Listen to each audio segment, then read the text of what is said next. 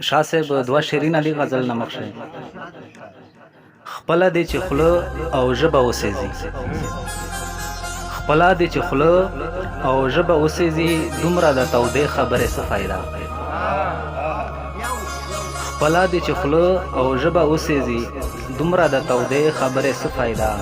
او دلته څوک قتل د خپل مخ نه غواړي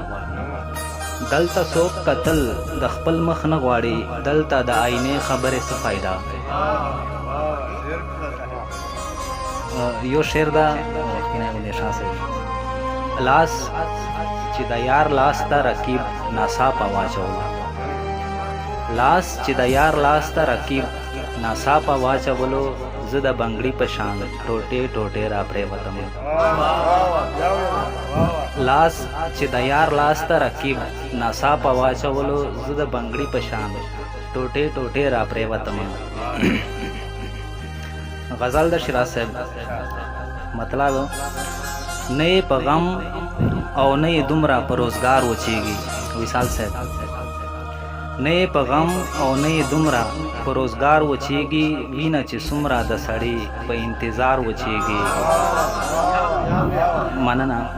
نه په غم او نه دومره په روزګار وچیږي وینه چې څومره د سړی په انتظار وچیږي او شعر دا په نهل د چا د بلتانه په زړه زرغون نه ویتل وارث صاحب نهل د چا د بلتانه په زړه زرغون نه ویتل وچیږي خامخا یوه ورځ خو په قرار وچیږي او که د موسم تغیر وی نو ټول چمن به وچو که د موسم تغیر وی نو ټول چمن به وچو دا څه سازش دی چې ګلان یې وار په وار وچیږي بل شعر که د موسم تغیر وی نو ټول چمن به وچو دا څه سازش دی چې ګلان یې وار په وار وچیږي اختر علي صاحب سترګې هغه دي خو نظر یې هغه نه دی په ما سترګې هغه دي خو نظر یې هغه نه دی په ما په کم نظر چې پر هرونه د بیمار وچیږي سترګې هغه دي خو نظر یې هغه نه دی په ما په کم نظر چې پر هرونه د بیمار وچیږي او چانه چې خلق په محفل کې کیسه نشي کوي چانه چې خلق په محفل کې کیسه نشي کوي په حق ویلو د هغو د ژبې تار وچیږي